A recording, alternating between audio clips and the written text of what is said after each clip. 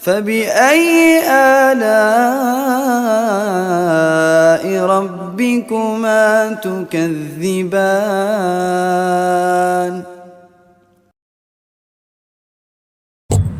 Silakan untuk sahabat Taman Surga, karena acara akan mulai, boleh ada sedikit semangat ya, biar seru tengah-tengah bareng-bareng.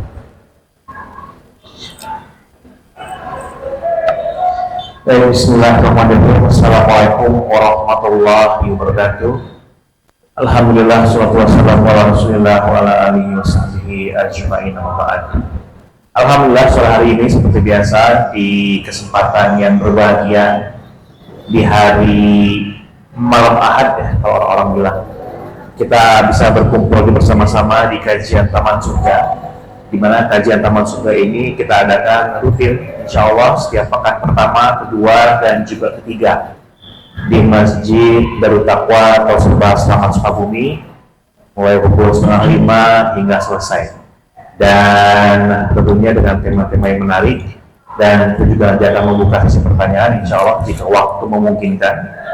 Untuk para umahat di belakang, para akhwat, silahkan bagi yang bertanya boleh ya diketik dari sekarang nih, mudah-mudahan sih sesuai dengan tema ya. Diketik ke WhatsApp 0816 1370 111 ya, di 0816 1370 111. Insya Allah nanti jika waktu memungkinkan kita akan bahas dan dijawab oleh Ustaz. Alhamdulillah, sore ini juga sudah hadir di tengah-tengah kita guru kita tercinta yang alhamdulillah ya, dengan ikhlas meniatkan mengamalkan ilmunya, dan setiap pekan pertama, kedua, ketiga alhamdulillah kita diberi kesempatan yang sangat besar ya oleh Allah, perantaranya Ustaz Didi kemana Afizullah Ta'ala, untuk berbagi ilmu bersama di setiap pekan 1, 2, 3 setiap hari Sabtunya, setiap sore. Dan untuk tema sore hari ini kan seperti yang kita sudah sebarluaskan di grup WhatsApp kita di Taman Surga, yaitu romantisme dalam rumah tangga ala Rasulullah SAW. Wah, ini pasti cocok banget untuk yang sudah berumah tangga, atau juga yang mungkin akan sesaat lagi melaksanakan pernikahan ya. Mudah-mudahan ini bisa bermanfaat. Dan untuk agar lebih cepat, kita langsung saja dengarkan nasihat kita dari Ustaz dan kemana Rasulullah Ta'ala. Bismillahirrahmanirrahim. Assalamualaikum warahmatullahi wabarakatuh. Alhamdulillah, wassalatu wassalamu ala nabiyyina Mustafa wa ala alihi wa sahbihi ahli sidqi wal wafa. Allahumma 'allimna ma yanfa'una wanfa'na bima 'allamtana wa zidna 'ilman. Allahumma rahmataka narju wa la takilna ila anfusina tarfata 'ain.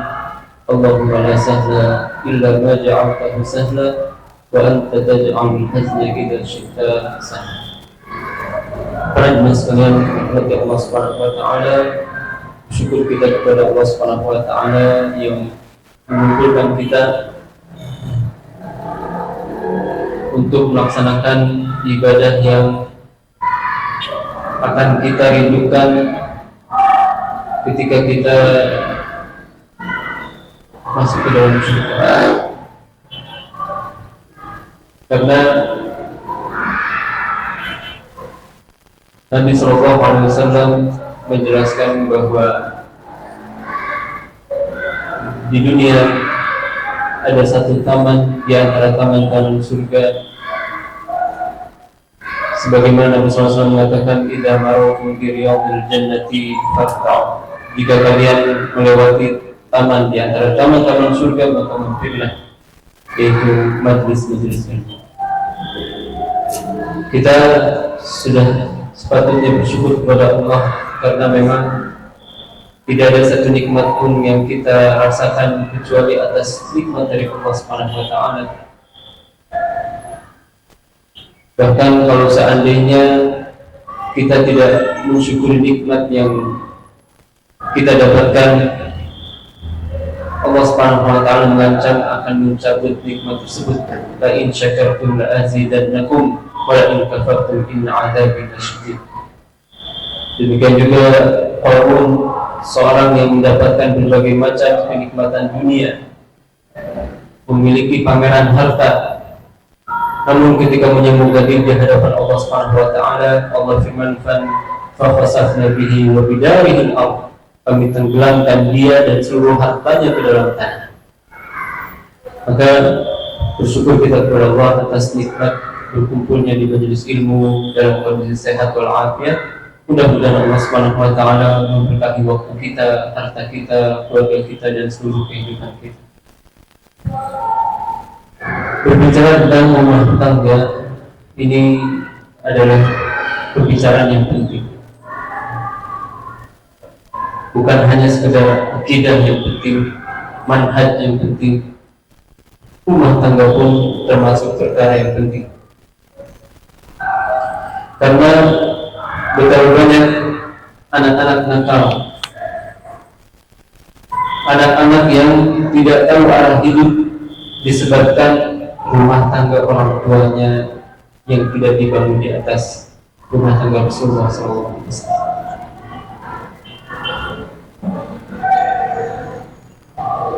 Ada sebagian orang yang dia di rumah punya kulkas, punya kipas angin, tapi tidak bisa mendinginkan kondisi rumah tangganya. Rumah tangganya panas. Bukan hanya sekedar duka, bahkan babak belur di rumah tangga terjadi semua. Padahal mungkin sebagian mereka memiliki berbagai macam fasilitas, AC, kipas angin, kulkas, tapi tidak bisa mendinginkan kondisi rumah tangganya. Maka yang namanya rumah tangga ini butuh kepada ilmu.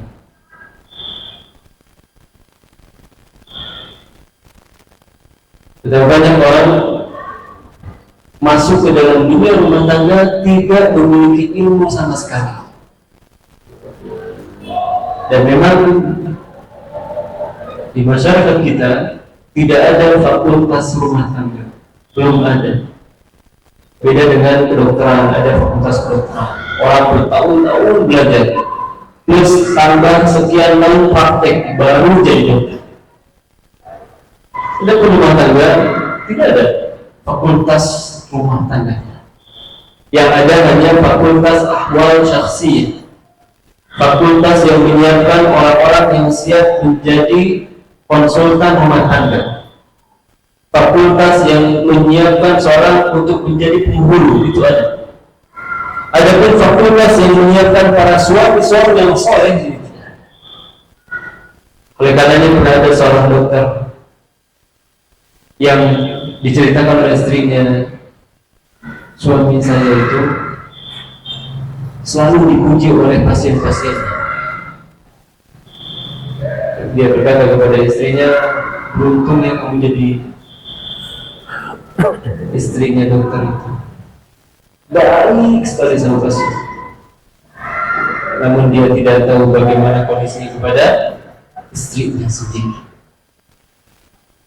Kenapa? Karena untuk menjadi dokter ada ilmu, tapi untuk menjadi seorang kepala rumah tangga bisa jadi orang belum berilmu walaupun gelarnya tinggi. Maka pembicaraan tentang rumah tangga ini adalah pembicaraan yang sangat penting. Ya, itu hal yang paling pokok dalam agama kita adalah akidah, manhaj, kemudian ilmu-ilmu yang memang berkaitan dengan kehidupan kita seperti fikih dan yang semisalnya. Namun rumah tangga pun adalah sesuatu yang sangat penting, karena dari rumah tangga yang baiklah keluar anak-anak yang baik. Allah Subhanahu wa taala berfirman, wal baladu thayyibu yakhruju nabatuhu bi idzni rabbih walladzi khabutha la yakhruju illa nakida. Tanah yang baik itu akan mengeluarkan tanaman-tanaman yang baik. Adapun tanah yang buruk tidak akan mengeluarkan kecuali tanaman-tanaman yang buruk. Itulah permisalan bagi rumah tangga yang baik atau buruk. Oleh karenanya, kalau kita ingin memperbaiki suatu negara, maka perbaikilah dari rumah tangga. Maka yang pertama yang harus kita miliki adalah ilmu. Kemudian yang kedua, kita harus memiliki niat yang baik. Karena berapa banyak orang dia menikah tanpa tahu tujuan. Kenapa ada nikah? Ya saya menikah karena bapak saya nikah, paman saya nikah, bibi saya nikah, itu saya juga nikah. Kenapa saya nggak nikah? Subhanallah. Ya. Ada yang menikah karena dia terpaksa harus mengikat pernikahan setelah dia bermaksiat kepada Allah Subhanahu wa Ta'ala.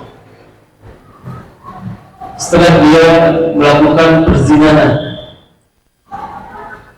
kemudian wanita yang dizinahinya itu hamil, akhirnya terpaksa dia nikah. Padahal di dalam syariat Islam tidak boleh seorang pezina menikah dengan pezina kecuali setelah taubat. Bahkan kalau negerinya syariat Islam, ditegakkan syariat Islam, harus ditegakkan dulu hukumannya. Allah Subhanahu wa taala berfirman, "Az-zaniyatu waz-zani fajlidu kulla wahidin minhuma mi'ata jaldah." Masing-masing pezina maupun wanita maupun laki-laki dicambuk 100 kali. Tujuannya apa? Supaya dia masuk ke dalam pernikahan. Tujuannya dalam rangka memperbaiki diri, mendekatkan diri kepada Allah Subhanahu wa Ta'ala. Karena sebagian rumah tangga yang dia menikah karena keterpaksaan seperti itu, karena MBA, married by necessity. Dia menikah karena istrinya sudah hamil, di mana lagi sudah saya nikahi. Itu ketika keduanya belum bertobat atau salah satunya belum bertobat, itu menyebabkan perceraian di kemudian hari. Oleh karenanya niat ini adalah suatu hal yang sangat penting. Bagi siapa yang dulu niatnya masih salah dalam menikah, maka perbaiki sekarang. Tidak ada kata. Kemudian yang ketiga, di antara poin penting dalam membentuk rumah tangga yang sakinah adalah perbanyak doa. Karena hati pasangan kita dan hati kita itu ada di tangan Allah Subhanahu wa Ta'ala. Allah Subhanahu wa Ta'ala berfirman di dalam Al-Qur'an Al-Karim, "Law anfaqta ma fil ardi jami'an ma allafta baina qulubihim walakinna Allah allafa bainahum." Kalau seandainya engkau menginfakkan semua harta yang ada di muka bumi, ma'allafta baina qulubihim, hal itu tidak akan bisa menjadikan kedua orang yang berseteru menjadi harmonis, termasuk rumah tangga.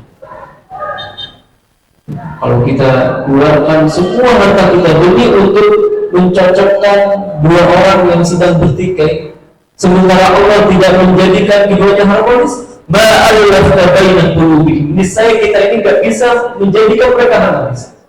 Walakinna Allah allafa bainahum, akan tapi Allah lah yang menjadikan mereka harmonis.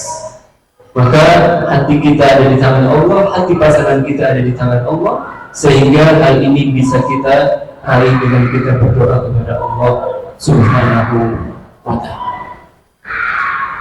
Oleh karenanya perbanyak kita berdoa kepada Allah, dan sebagaimana Nabi SAW menjelaskan, sebaik-baik harta itu 3. Nah, siapa yang bisa menyebutnya? Sebaik-baik harta itu 3. Ya, silakan ada yang bisa menjawab. Pertama bisa mudakir, 2-3-nya silakan nanti. Yang pertama lisan yang senantiasa berzikir. 1 tadi. Nah, 2-3-nya silakan dilanjutkan. Ada yang bisa jawab? Sebaik-baik harta, seutama-utama harta. Biasanya Pak Fendi. Ya, silakan. Hati yang bersyukur. Masya. Yang kedua betul. Yang ketiga? Ya. Belum, ketiga kali. Bisa, ya. Baik, ada yang bisa melanjutkan yang ketiga? Atau umahan barangkali? Yang ketiganya? Yang pertama lisanul dzakir. Lisan selalu mengatakan sebaik-baik harta adalah lisan yang senantiasa berzikir. Lisan ini bagian daripada kekayaan kita. Ya. Dan siapa di sini yang belum punya motor? Siapa yang belum punya motor? Barangkali panitia mau kasih motor. Amin, insya Allah. Jadi Pak Agus sudah mau ngasih. Iya. Baik. Antum pilih mana? Kemana-mana jalan kaki disehat. Atau punya motor paling mahal tapi kakinya dipotong. Iya. Jalan kaki. Berarti apa yang ada di tubuh kita ini mahal sekali. Oleh karenanya Nabi SAW tidak heran jika mengatakan sebaik-baik harta lisanul dzakir. Sebaik-baik harta itu lisan yang senantiasa berzikir. Jangan dikira ini gak ada harganya, berharga sekali. Apalagi kalau lisan itu senantiasa berzikir kepada Allah Subhanahu wa Ta'ala. Maka berbahagia orang yang senantiasa lisannya berzikir kepada Allah SWT. Kemudian yang kedua, wa qalbun syakir, hati yang senantiasa bersyukur. Apapun kondisinya dia bersyukur kepada Nabi SAW mengatakan, unzuru ila man huwa dunakum, unzuru ila man huwa asfala minkum, wa la tanzuru ila man huwa fawqakum. Dzalika ajdaru alla tazdaru ni'matallahi 'alaikum. Lihatlah kepada siapa orang-orang yang ada di bawah kalian. Jangan lihat kepada siapa yang ada di atas kalian dalam urusan dunia. Hal itu akan menjadikan kalian mudah bersyukur kepada Allah. Maka orang yang memiliki hati yang mudah bersyukur itu dia akan mudah berbahagia. Ya. Terlebih lagi berkaitan dengan rumah tangga, kalau dia mudah bersyukur dengan istrinya yang cekatan dalam membantu suaminya, ya, bersyukur kepada istrinya yang kalau masak enak, walaupun mungkin kecantikannya biasa-biasa saja, tapi dengan rasa syukur itulah dia akan mudah hidup berbahagia. Berkata Imam Syafi'i rahimahullah ta'ala, idza ma kunta dza qalbin qanu'in fa anta wa malikud dunya sawa. Jika engkau memiliki hati yang qanaah, mudah bersyukur, maka engkau dan raja dunia itu sama. Tidak ada bedanya. Oleh karenanya, ya, di antara harta yang paling berharga adalah qalbun syakir. Yang ketiga, ada yang jawab? Dari awal belum. Oh, belum. Dari Ikhwan belum. Mungkin dari Ikhwan, bapak-bapak, teteh, kakak, bawa. ya, silakan Pak. Kayaknya mau jawab nih Bapak. Dia tadi kayaknya. Silakan. Yang mendapatkan keberkahan belum? Ini 3 poin ini yang disebutkan dalam hadis. Nah, 3 poin ini disebutkan dalam satu hadis. jadi yang pertama lisan yang senantiasa berzikir, Misalnya saya berpikir, kedua hati yang senantiasa bersyukur, yang ketiga, ya, ada wa mu'atan mu'minatan tu'inuhu ala amril akhirah. Itu wanita yang membantunya dalam urusan akhirat.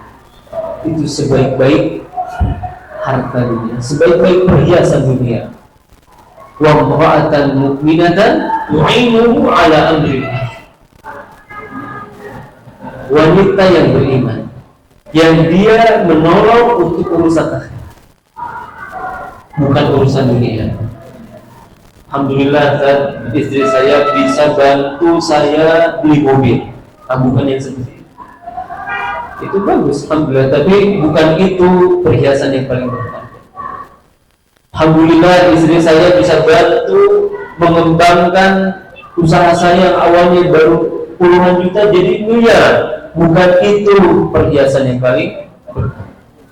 Kata Nabi SAW, wa ra'atan mu'minatan tu'inuhu ala amril akhir. Wanita yang beriman yang membantunya urusan akhirat, membantu dia membangunkan sholat subuh. Bahkan bukan hanya sholat subuh, sholat malam dibangunkan. 1 jam atau setengah jam minimalnya sebelum subuh dibangunkan. Bukan yang sebagian istri, masya Allah, jam 2 bangunin suaminya. Mas bangun, bola udah mulai. Buat 3 jam diam. Jadi istrinya bangunkan suaminya buat 3 jam diam. Ya. Padahal Nabi SAW mengatakan, Rahimallahu imra'an, semoga Allah merahmati seorang yang ketika istrinya tertidur di malam hari, kemudian suaminya bangun memercikan air untuk sholat malam. Demikian juga Allah merahmati seorang wanita yang mendapatkan suaminya tertidur kemudian memercikan air supaya terbangun sholat malam, bukan terbangun untuk nonton Liga Champions.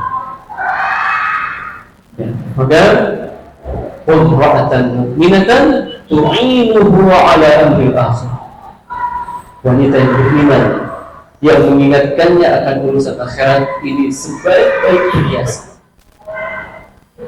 Ya, kalau seorang suami dapat tawaran bisnis tapi ternyata syubhat atau jelas-jelas hitam haram, wanitanya mengingatkan, Mas, saya sabar untuk menahan lapar, tapi jangan bawa api neraka ke dalam rumah. Itulah wanita yang sebaik-baik perhiasan dunia. Nabi SAW mengatakan, khairul ad-dunya mata'un wa khairu mata'iha al-mar'atus salihah. Dunia itu hakikatnya perhiasan, dan sebaik-baik perhiasan adalah wanita yang saleh. Di antara cara menjadikan istri-istri kita solehah, bawa ke tempat kajian supaya bisa saling mengingatkan. Itu tadi kata Ustaz juga apa? Ya, mudah-mudahan kita semua dipermudah Allah untuk mengamalkan ilmu yang kita. Ini mukadimah sebelum kita masuk ke poin-poin mengenai urusan romantisme dalam. Baik. Ustaz, kemudian untuk mungkin sahabat Taman Surga yang belum menikah, Ya. Tadi dikatakan di awal menikah, contohnya tadi ya, karena menikah karena ayahnya menikah, kakaknya menikah. Begitupun juga yang belum menikah juga mungkin mereka pasti melihat contoh misalnya. Misalkan ya kedua orang tuanya seperti apa, ada bapak saya juga kayak begitu, ibu saya juga kayak begini. Lalu contoh seperti apa yang dan bagaimana contoh seperti apa dan bagaimana mencontohkannya? Gitu. Iya. Ini Islam adalah agama yang dibangun di atas ilmu. Agama yang dibangun di atas kritis. Kita harus kritis, ilmiah, dan mau semangat belajar. Itulah Islam. Bukan hanya dengan melihat suami saya, bapak saya nikahnya seperti itu. Ya, Ikutin. ada ritual-ritual kesyirikan di dalam pernikahannya. Akhirnya dia kenapa? Ya, bapak saya nikah kayak gini. Kemudian ada yang keras kepada istrinya gara-gara dia lihat bapaknya itu tipikalnya keras, apa istilahnya? Otoriter, main pukul ke istrinya. Saya lihat bapak saya gitu, berarti saya juga gitu kepada istri. Jadi sebagian rumah tangga hanya berbeda bagaimana orang tuanya mengelola rumah tangga, itulah dia lakukan kepada rumah tangga. Padahal betapa banyak rumah tangga yang dibangun tidak di atas ilmu. Contoh dalam urusan pukul saja, banyak di rumah tangga di masyarakat kita yang main tampar, cubak-cabuk, KDRT. KDRT, banyak kan tampar. Padahal di dalam Islam tidak boleh menampar wajah. Nabi SAW mengatakan, wala taqribil wajha, wala tuqabbih. Jangan pukul wajah dan jangan suka memburuk-burukkan istri, jangan suka menjelek-jelekkan istri. Tapi betapa banyak orang yang ketika rumah tangga tidak setuju dipukul istrinya, wajahnya lagi. Memang benar ada syariat pukul, dan itu jalan terakhir, itu pun hanya dengan pukulan yang tidak melukai, dengan kayu arok dipukulkan ke telapak tangan atau telapak kaki. Tidak ada bekas sama sekali. Bukan dengan pukul atau sampai mimisan. Ini contoh satu kasus. Maka ya, kita perlu belajar bagaimana rumah tangga Rasulullah sebelum kita menikah dan setelah kita menikah. Karena terkadang kita lupa ya mengenai teori bagaimana rumah tangga Rasulullah SAW, sehingga kita rumah tangga masih mengikuti kebiasaan masyarakat sekitar kita. Dan tentu yang menjadi solusi dalam urusan ini adalah kita harus mau belajar dan kita ajak keluarga kita yang belum belajar ke tempat yang kira-kira bisa belajar bersama. Baik. Nah Ustaz, untuk yang belum menikah, langkah apa nih biar bisa mendapatkan esensi dari romantisme rumah tangga ala Rasul? Nah, ya. Ya, untuk yang belum menikah, kita akan dengarkan bagaimana pentingnya rumah romantisme di dalam rumah tangga Rasulullah SAW. Rumah tangga Rasulullah SAW itu bukan rumah tangga yang tidak pernah ada pecah piring. Pernah rumah tangga Rasulullah SAW pecah piring. Bagaimana ketika Ummu Salamah mengirimkan makanan kepada Rasulullah SAW yang sedang menerima tamu, dan ketika itu Rasulullah sedang berada di rumah Aisyah, maka keluar Aisyah menampar piring yang dikirim oleh Ummu Salamah. Ternyata rumah tangga Rasulullah adalah rumah tangga yang pernah terjadi pecah piring. Rumah tangga Rasulullah adalah rumah tangga yang pernah menyebabkan sang suami keluar menginap di luar rumah. Bagaimana kisah ketika Rasulullah memboikot istri-istrinya selama 19 hari. Siapa di antara kita, Pak, yang pernah memboikot istrinya 19 hari? Lama ada. Ya, antum pernah Boikot produk. Ya, alhamdulillah nggak ada. Tapi subhanallah, Rasulullah pernah memboikot istri-istrinya 19 hari. Rumah tangga Rasulullah adalah rumah tangga yang pernah ada suara yang tinggi sampai terdengar keluar rumah. Maka rumah tangga yang sakinah mawaddah warahmah itu bukan rumah tangga yang tidak ada masalah, namun rumah tangga yang menjadikan masalah-masalah itu semakin dewasa.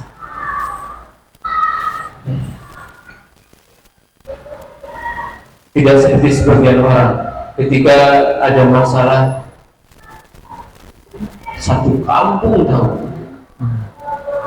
cerita semua, bahkan sedunia tahu, pakai status Upload status suami yang nggak tahu diri. Masya Allah, orang pasti semua tahu itu suami dia sendiri. Nggak mungkin semua orang lain. Mungkin suami orang lain kan ya. Maka berarti masalah dia belum menjadikan dia dewasa. Berbeda dengan masalah-masalah yang tadi disebutkan. Masalah yang dihadapi oleh Rasulullah SAW adalah masalah yang menjadikan keluarga rumah tangga Rasul semakin dewasa. Masalah yang menjadikan mereka semakin dekat kepada Allah Subhanahu wa Ta'ala. Itulah di antara hikmah adanya masalah di rumah tangga. Bisa jadi dengan sebab kita masalah dengan istri kita, kita sadar pentingnya sholat malam. dengan masalah yang menimpa anak-anak kita, kita sadar akan pentingnya berdoa di sepertiga malam. Berdoa antara azan dan iqamah. Pentingnya kita sholat di shaf awal. Kapan? Ketika ada masalah.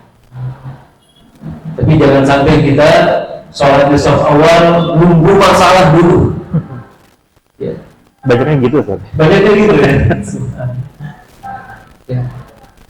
Padahal Nabi SAW mengatakan dalam hadis qudsi, ta'arraf ila Allah fi raha ya'rifka fi syiddah.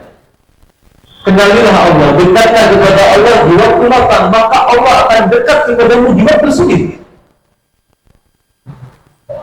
Dan di antara cara agar kita mudah husnuzan kepada Allah adalah kita perbaiki ibadah kita kepada Allah. Bagaimana kita menghusnuzan kepada Allah? Allah akan berikan jalan keluar, Allah akan berikan kemudahan, sementara ibadah kita sangat buruk, maksiat semuanya diterjang. Oleh karenanya, perbaiki ibadah kita kepada Allah, maka akan timbul husnuzan kepada Allah Subhanahu wa taala. Allah akan berikan jalan keluar dari permasalahan rumah tangga. Maka rumah tangga Rasulullah bukan rumah tangga yang bebas dari masalah. Ya. Dan rumah tangga yang samawa itu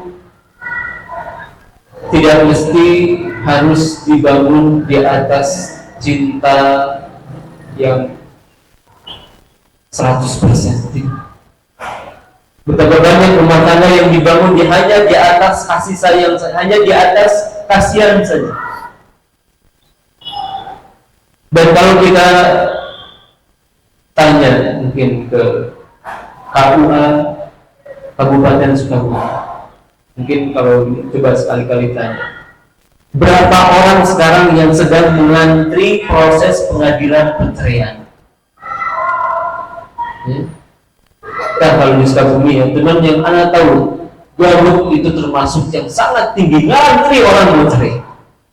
Bahkan di antara mereka sudah usia 70 tahun, 60 tahun, pengen cerai. Subhanallah. Maka ini buktikan bahwa rumah tangga itu harus dibangun di atas ilmu. Tidak bisa kita hanya berlandaskan dengan pengetahuan kita sebelumnya kemudian berjalan rumah tangga. Oleh karenanya kalau dalam hal ini mereka sudah paham. Sekarang orang yang mau menikah, terutama di usia muda, itu harus ada tes terlebih dahulu. Masing-masing dipanggil, kemudian ada tanya jawab, kira-kira cocok baru menikah. Ini aturan baru ya, termasuk ya sekitar 1 tahun kemarin atau setengah tahun kemarin ada orang yang berjodoh yang melalui kami itu cerita. Jadi sekarang aturannya seperti itu Ustaz. Ya, kami berdua harus ke KUA, ya, tidak mesti di waktu yang sama, tapi yang jelas dua-duanya harus ke KUA, kemudian ada tes terlebih dahulu. Ditanya ini itu, sekiranya bisa baru nanti akan dikeluarkan surat NA. NA betul kan? Numpang alamat ya. Numpang alamat. Intinya surat untuk ya izin menikah. Ya, surat untuk izin menikah.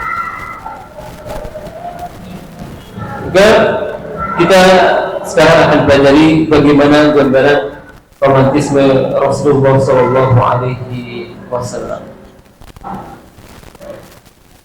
Romantisme bukan hanya sekedar kata-kata yang manis,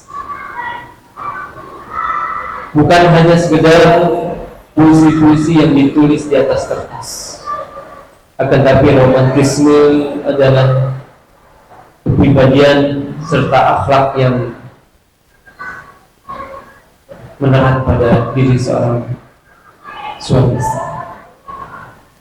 Allah Subhanahu wa taala berfirman di surat Ar-Rum ayat yang ke-21, "Wa min ayatihi an khalaqalakum min anfusikum azwaja litaskunu ilaiha." Di antara tanda kebesaran Allah, Allah jadikan kalian berpasang-pasangan. Tujuannya apa? Agar kalian hidup tenang.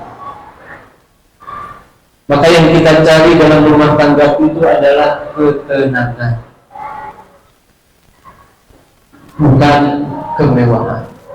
Kita perbanyak rumah tangga yang mewah tapi di dalamnya berantakan. Oleh karenanya Nabi SAW mengatakan khairukum li ahli wa ana khairukum li ahli. Patokan baik seorang itu adalah bagaimana baiknya dia kepada keluarganya, kepada pasangannya. Dan saya adalah orang yang paling baik kepada keluargaku. Adapun gambaran romantisme Rasulullah SAW yang pertama terlihat dari bagaimana perhatian Rasulullah terhadap perasaan pasangan. Rasulullah adalah sosok suami yang sangat paham perasaan istrinya. Di dalam hadis yang diriwayatkan Imam Muslim, Aisyah radhiyallahu anha mengatakan, "Inni la'alam idza kunt anni radiyah wa idza kunti alayya ghadba." Rasulullah berkata kepada Aisyah, sungguhnya saya tahu kapan kamu marah, kapan kamu ridho. Dan kira-kira gimana? Kapan Aisyah marah, kapan Aisyah ridho? Ada yang tahu?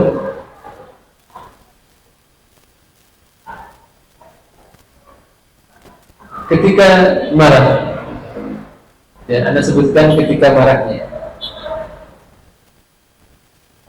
Aisyah akan mengatakan, la wa rabbi Ibrahim, tidak, sekali-kali tidak, demi Rabbnya Ibrahim. Berarti itu Aisyah sedang kurang ridho kepada Rasulullah SAW. Adapun ketika marah, ketika tidak marah, maka apa yang diucapkan? Silakan. Ketika tidak marah, apa yang diucapkan? La wa Rabbi Muhammad. Tidak, demi Rabbnya Muhammad.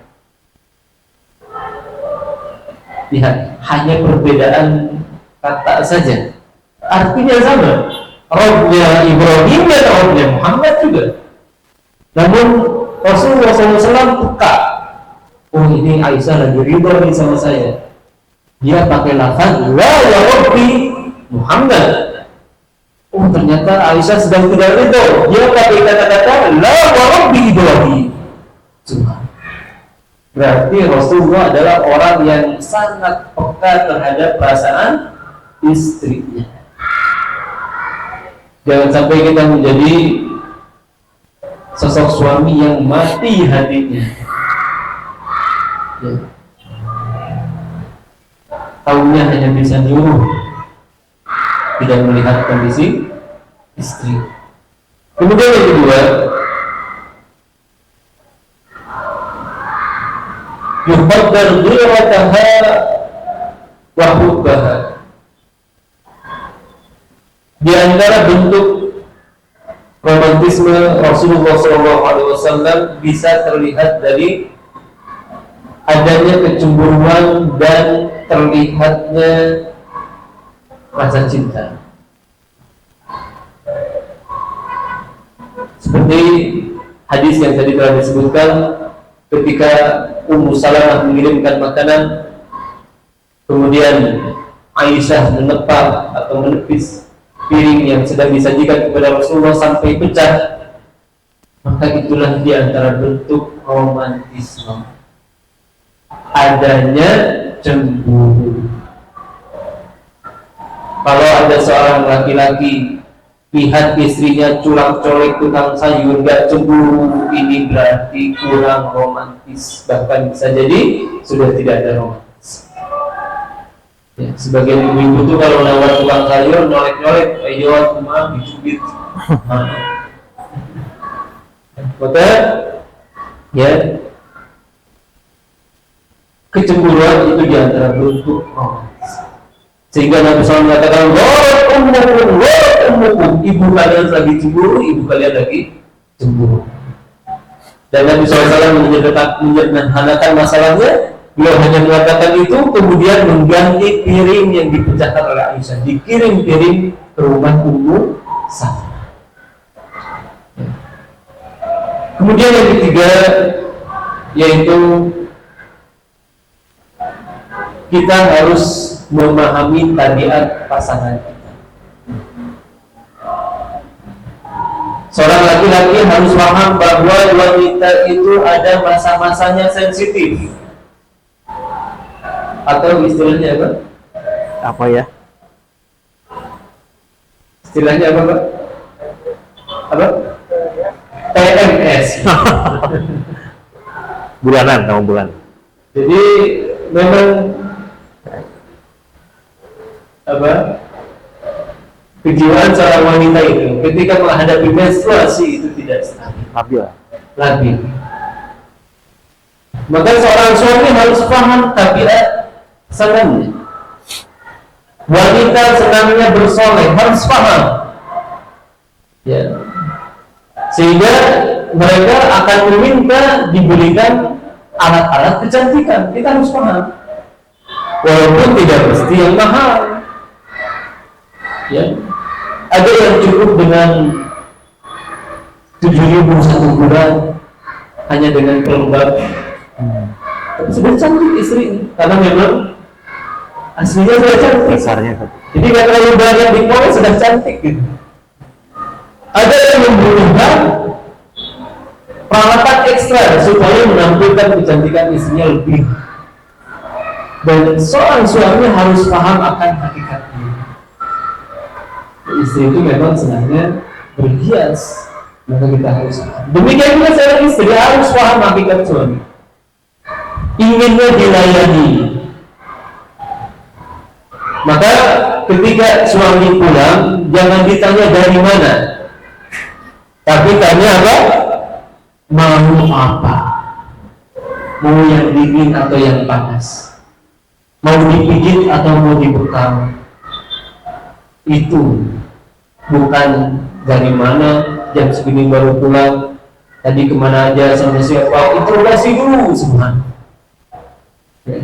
Padahal rumah tangga yang baik itu adalah rumah tangga yang dibangun tidak di atas kecurigaan, tapi di atas saling percaya.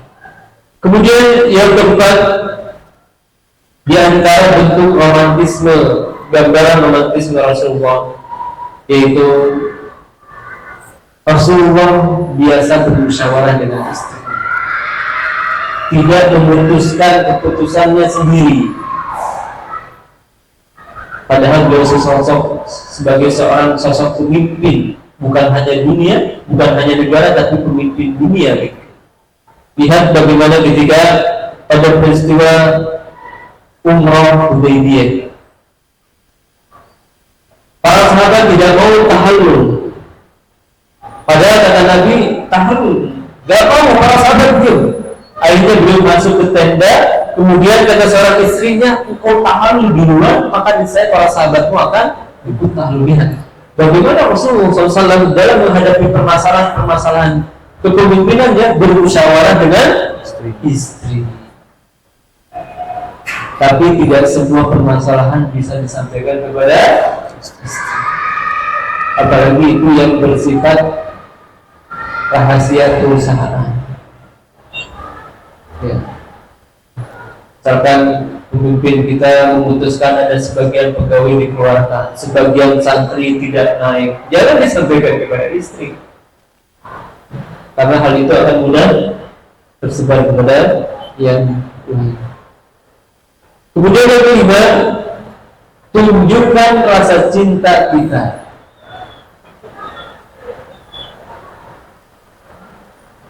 Lihat bagaimana Aisyah radhiyallahu anha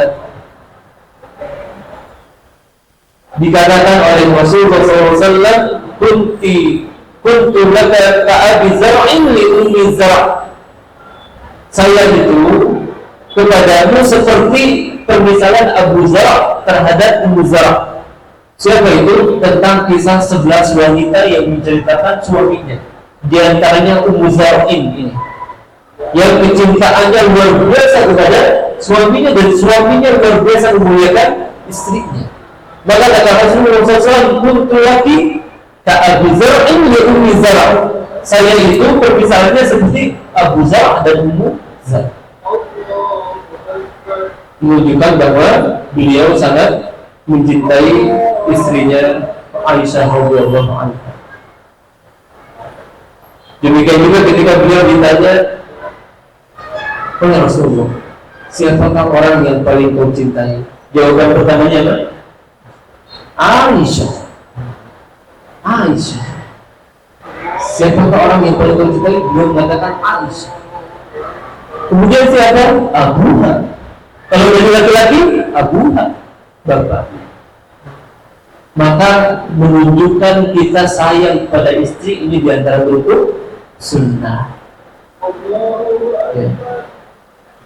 Maka di dalam dunia psikologi pun disampaikan bahwa tidak mengapa kita bermesraan dengan istri selama dalam batas wajar.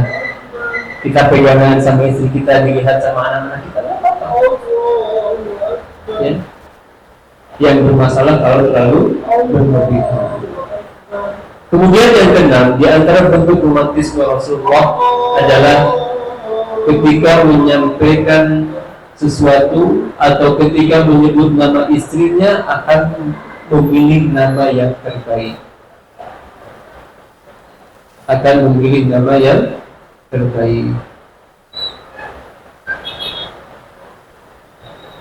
Dalilnya apa? Rasulullah SAW kalau memanggil Aisyah panggilannya apa? Ini ya. Humairah atau Aish. Ya, jadi disingkat, tamat butuhnya hilang. Jadi singkatan-singkatan ternyata sudah ada di zaman Rasulullah ya. Abdul Muhsin dipanggil jadi Abu. Jadi Muhsin misalnya. Bukan Abu ya, ya, bukan Abu. Bukan Abu. Ya. Firanda Abu Muhsin. Ya, anaknya dipanggilnya Ucin. Ya, Ucin. Ya, disingkat. Ya, tapi tentu baiknya jangan sampai singkatan itu memotong dua kata. Abdullah, Abdul Allah, kan dua kata ya. Disingkatnya jadi Dua. Betul. Nah ini kurang bagus. Ya, dua misalnya kurang bagus. Ya, nah singkatan yang memang kira-kira masuk. Abdul Muhsin boleh. Karena Muhsin diantara sifat yang ada pada makhluk. Halim boleh. Abdul Halim dipanggilnya Halim, tidak ada masalah. Dan maka hati-hati kita kalau mau menyingkat nama.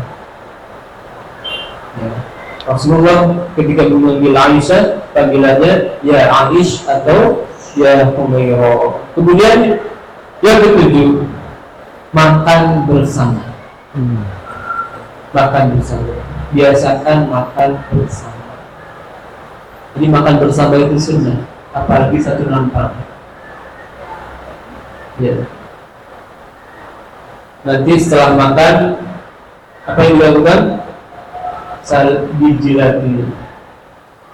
Ya. Kata Nabi SAW, yal'aquha aw yul'aquha. Jadi sebelum dicuci tangan itu maka jilat dulu. Ini sunnahnya yang banyak ditinggalkan oleh kaum muslimin. Aw yul'aquha, atau jadikan orang lain menjilati jari kita. Ini kira-kira siapa yang bisa melakukan? Saya yang nggak kenal aja. Maka yang bisa melakukan ini bukan orang lain, bukan tetangga. Anak saja mungkin nggak mau ya. Iya. Tapi kalau suami istri itu insya Allah mau. Suami istri itu insya Allah mau. Ya. Aisyah radhiyallahu anha beliau pernah mengatakan kuntu ashrabu wa ana haidun thumma unawiluhu Nabi sallallahu alaihi wasallam fa yaqa'u fahu ala mawdi'i fi fayashrab. Saya minum bersama Rasulullah SAW padahal ketika itu sedang haid. Maka Rasulullah minum di tempat saya minum. Ini gelas misalkan, Aisyah minum di sisi ini, maka Rasulullah pun minum di sisi yang sama. Subhanallah. Sebagai bentuk apa? Romantisme ala Rasulullah Sallallahu Alaihi Wasallam. Ya. Siapa kira-kira yang sudah melakukan ini? Kita survei dulu ya, boleh ya? Boleh. Siapa yang kira-kira sudah melakukan ini? Nah, kalau belum jatuh, ayo silahkan. Mungkin sebetulnya nggak ngaku. Nggak ngaku ya, nggak ngaku. Apa tuh? Ya, yang belum silahkan. Ya, kita harus berprinsip seperti Imam Ahmad bin Hanbal, amalkan hadis walaupun sekali seumur hidup. Walaupun sekali seumur hidup. Ya, kita sekali-kali minum bareng, kemudian letakkan mulut kita di tempat istri kita meletakkan di gelas tersebut. Ini sebagai bentuk kita memiliki sunnah. Ya. Kemudian di antara bentuk romantisme Rasulullah SAW adalah mandi bersama.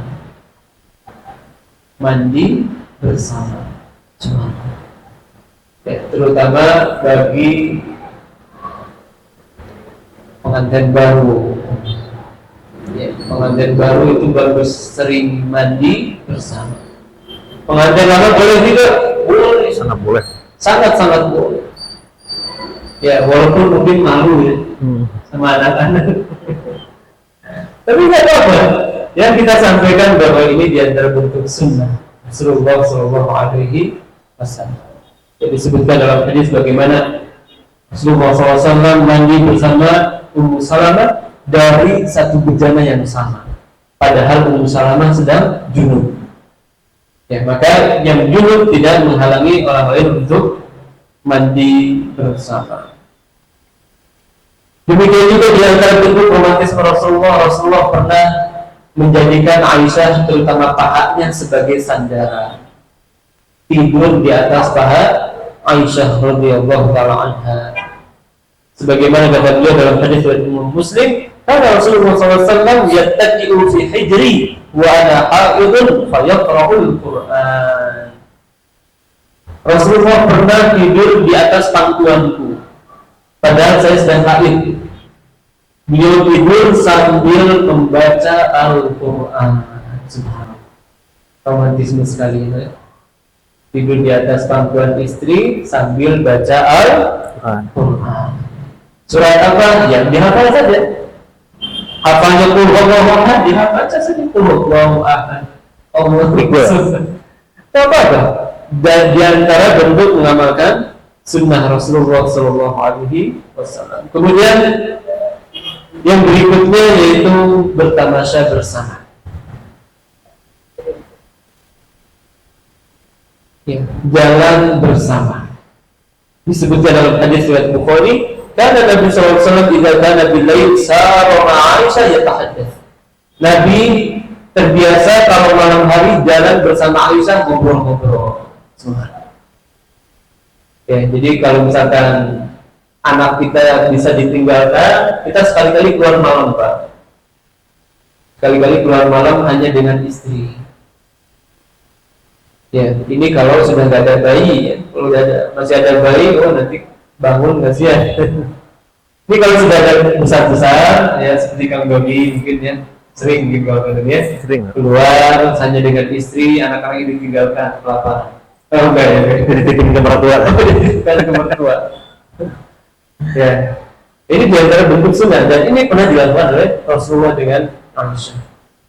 Kemudian diantara bentuk romantisme Rasulullah adalah membantu pekerjaan rumah tangga.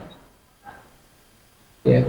Ketika Aisyah ditanya tentang bagaimana kebiasaan Nabi, maka beliau mengatakan kana fi mihnati ahlihi. Rasulullah itu senantiasa ada dalam pekerjaan rumah tangganya. Jadi kalau Rasulullah ditanya, Aisyah ditanya tentang apa kebiasaan Rasulullah di rumah, membantu rumah tangga, membantu istrinya. Kemarin ketika ada family gathering itu, ada sebagian anak kecil ditanya, apa kebiasaan orang tua di rumah? Ya, nanti dikasih hadiah. Ada sebagian anak yang bilang main HP.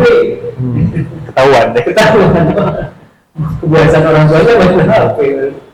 Ada lagi yang bilang tidur.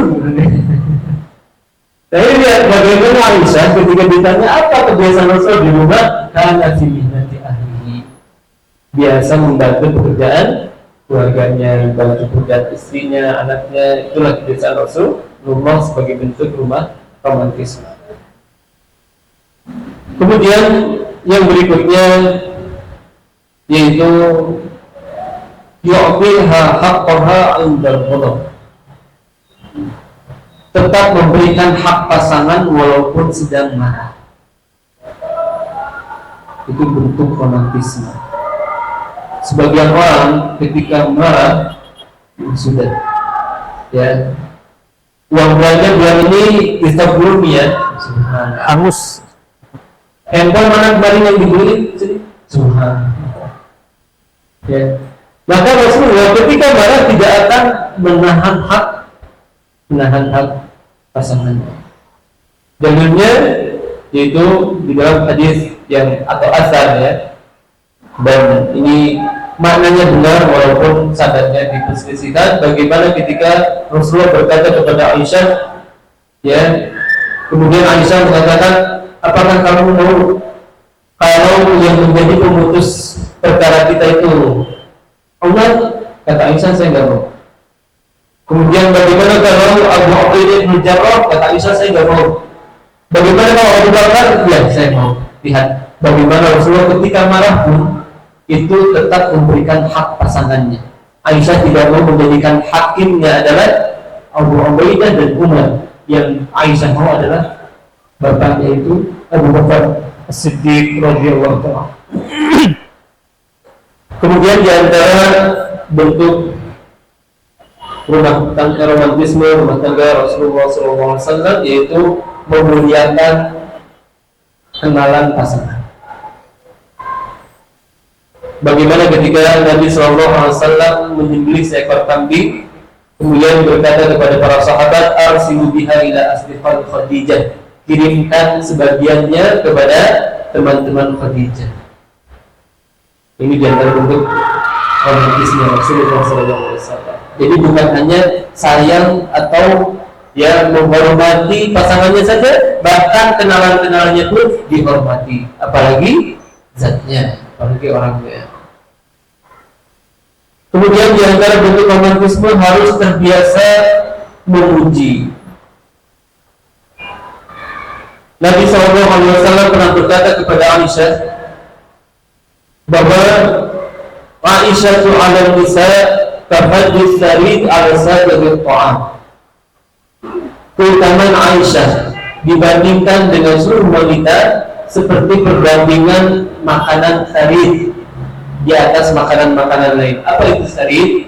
Yaitu makanan yang sangat enak di zaman Rasulullah, campuran antara tepung ya dan daging. Kalau di zaman kita mungkin roti daging, mungkinnya itu makanan terenak di zaman Rasulullah SAW. Maka kata Nabi SAW, permisalan wanita dibandingkan Aisyah itu seperti sari dibandingkan dengan seluruh makanan. Rasulullah memuji Aisyah radhiyallahu ta'ala. Demikian juga yang berikutnya harus mau bermain dan bercanda bersama.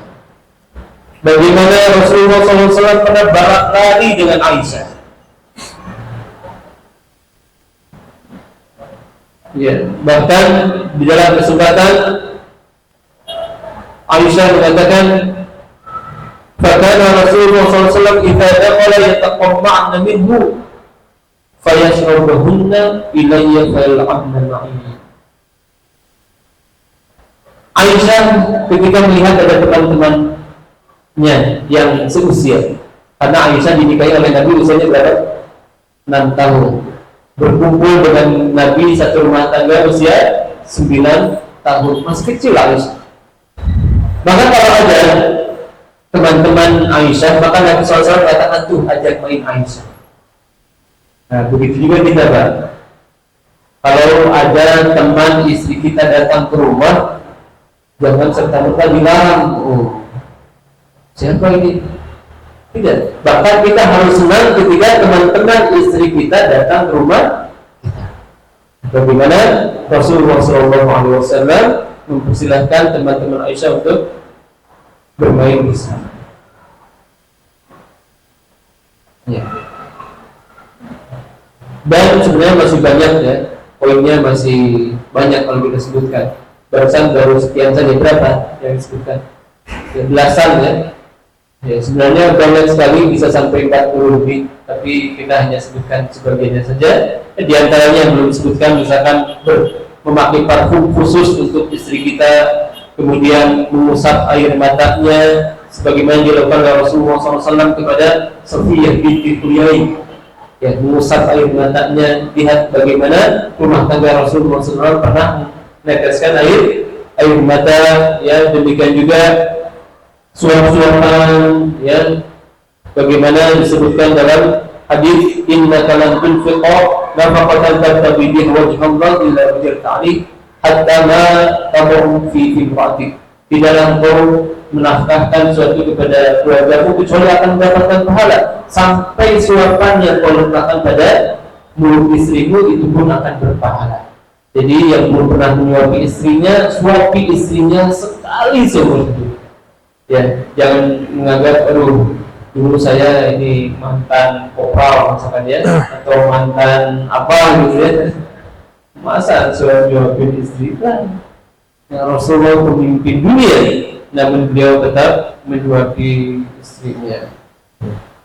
Juga masih banyak ya, namun ya mungkin karena waktu juga sudah agak mepet ya. Mungkin kita cukupkan poin-poin yang tadi. Baik, mudah-mudahan sudah tercatat ya dan bisa dilaksanakan nanti ya. Iya. Kayaknya terutama ini teman di barang semua lah. Yang utama ya. Iya. Baik, Ustaz, kita masuk ke sesi pertanyaan di sisa waktu kurang lebih 5 menit terakhir. Mungkin ada dari sahabat termasuk juga di Ikhwan yang bertanya, boleh ya? Tapi kita akan bacakan dulu pertanyaan dari Umat nih, Ustaz. Ya. Bismillah, Assalamualaikum warahmatullahi wabarakatuh. Assalamualaikum Ustaz, mohon izin bertanya. Ustaz, bagaimana memahami ayat la yukallifu Allahu nafsan illa wus'aha? Ini berarti dari Al-Baqarah 286 berarti ya. Dimana yang artinya Allah tidak membebani seorang mereka sesuai dengan kesanggupannya. Namun masih ada seseorang yang bunuh diri atau jadi gila karena beban masalahnya terlalu berat. Jazakallahu khairan sebelumnya Ustaz. Barakallahu. Nah, Allah Subhanahu wa taala mengatakan la yukallifullahu nafsan illa wus'aha. Allah tidak akan membebani seorang kecuali sesuai kadar kemampuannya. Ini ayat. Ayat yang 100% bahkan 1000% pasti benar, enggak mungkin salah. Allah tidak akan membebani seorang kecuali atas kemampuannya saja. Namun seoranglah yang tidak bisa bagaimana bersikap menghadapi masalah yang sedang dihadapi sehingga dia depresi, frustasi atau bunuh diri. Jadi bukan ayatnya yang salah, tapi yang salah adalah dia belum memiliki keimanan yang baik sehingga akhirnya melakukan bunuh diri. Wallahu ta'ala a'lam. Berarti ini dari imannya saja. Ya, harus dari imannya. Ya, kenapa dia masih bunuh diri? Berarti dia belum mengimani takdir. Ya, dia belum beriman kepada takdir dengan sebaik-baiknya. Padahal ya iman kita tidak sah kecuali kita beriman kepada takdir. Bagaimana kalau misalkan sekarang hujan terus, tukang dagang bilang, duh gara-gara hujan dagangan saya nggak laku. Ya. Boleh nggak bilang seperti itu? Tidak boleh. Ya, Tidak boleh. kalau dalam rangka mengkabarkan ke istri misalkan, Oh, ini karena hujan deras, toko tutup. ya ini dagangan kurang, maka mungkin Adi nggak jadi beliin perhiasannya ya. Nah itu kan nggak apa-apa ya. Dagang mobil. Tapi kalau dalam rangka bentuk keluh kesah, apalagi jengkel kepada takdir, ya boleh. Ya sebagian orang bilang, hujan ini tidak boleh. Itu yang tidak boleh. Wallahu a'lam. Baik, mungkin dari Ikhwan yang bertanya silakan. Masih ada waktu, satu pertanyaan. Ada? Sebelum Anda bacakan, ini ada yang masuk juga. Tidak ada ya? Baik. Ustadz izin bertanya, di tengah-tengah keadaan sekarang begitu banyak berganggu dengan media sosial dan lain-lain, sehingga kadang terlihat suami istri ini lebih banyak menghabiskan waktunya untuk handphone ketimbang melaksanakan romantisme yang tadi disebut oleh Ustadz. Nah, ini bagaimana Ustadz? Mohon tips and triknya untuk memberitahunya agar tidak tersinggung. Iya. Ya, rumah tangga itu sama seperti perusahaan. Harus ada MOU.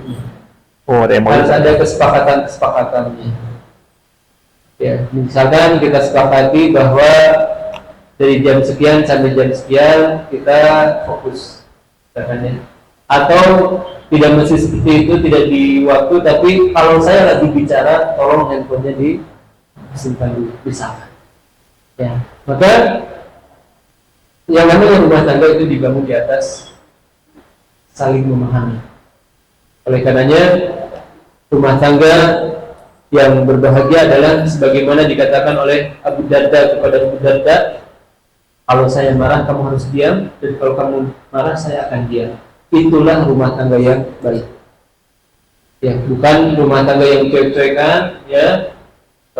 Yang satu sibuk TikTokan, yang satu sibuk Facebookan, karena beda zaman. Ya, yang ini lahir 70 itu zaman Facebook, yang istrinya 80 atau 90 sibuk TikTok. Ya, maka ini rumah tangga yang kurang sehat. Ya, maka jangan sampai kita terlalu sibuk sehingga lupa dengan dunianya tadi. Dan tips hidup bahagia itu adalah hiduplah dengan yang ada di depan kita. Ya. Kita jangan sampai terlalu menyibukkan diri dengan apa yang sudah terjadi atau dengan apa yang akan terjadi dan belum tentu terjadi. Atau kita disibukkan dengan hal yang tidak ada di sekitar kita sebenarnya. Terlalu sibuk ngurusin perang Israel, Iran. Padahal biarkan saja itu perang saudara. Ya. Karena memang Syiah ini sebenarnya bentukan daripada Yahudi juga. Bagaimana Abdullah bin Sabah dulunya orang Yahudi, kemudian yang menjadi seorang Syiah yang merusak Islam dari dalam. Ya, walaupun ya Iran ini tentu lebih mending daripada Israel. Ya, kita bersyukur ketika Israel digempur, ya kita bersyukur. Ya, tapi kita jangan berharap Palestina jatuh ke Iran. Ini bahaya juga, sama juga. Ya, bahaya juga sama. Ya, maka kita berharap Israel hancur oleh Iran, kemudian nanti Palestina yang selesai. Itu yang kita harapkan. Ya. Maka jangan sampai kita terlalu sibuk dengan dunia maya sehingga lupa kalau di depan kita ini ada orang-orang yang kita harus penuhi hak mereka. Bagaimana Nabi SAW berkata kepada seorang sahabat, Inna li nafsika 'alaika haqqan. Sesungguhnya kamu punya hak terhadap dirimu sendiri. Wa li ahlika 'alaika haqqan. Keluargamu punya hak terhadap dirimu. Wa li jarika 'alaika. Tetanggamu pun punya hak atas dirimu. Ta'ati kulli haqqin haqqa. Maka berikanlah kepada masing-masing haknya. Wallahu ta'ala a'lam. Baik, Ustaz, waktu pun sudah habis. Alhamdulillah, jazakallah yang sudah memberikan ilmunya, nasihat-nasihatnya untuk kita semua, sahabat Taman Surga di sore hari ini. Dan dari luar juga kami dari Taman Surga mengucapkan jazakumullah khairan kepada para ikhwan, ummahat di luar sana sudah hadir, sudah bersedia untuk menerima kebaikan-kebaikan. Mudah-mudahan ini menjadi kebiasaan yang bagus dan terus berlanjut di pekan-pekan ke depan. Kita akhiri pertemuan sampai sini, kita tutup dengan doa kafaratul majelis. Subhanakallahumma wa bihamdika asyhadu an la ilaha illa anta astaghfiruka wa atubu ilaik. Assalamualaikum warahmatullahi wabarakatuh.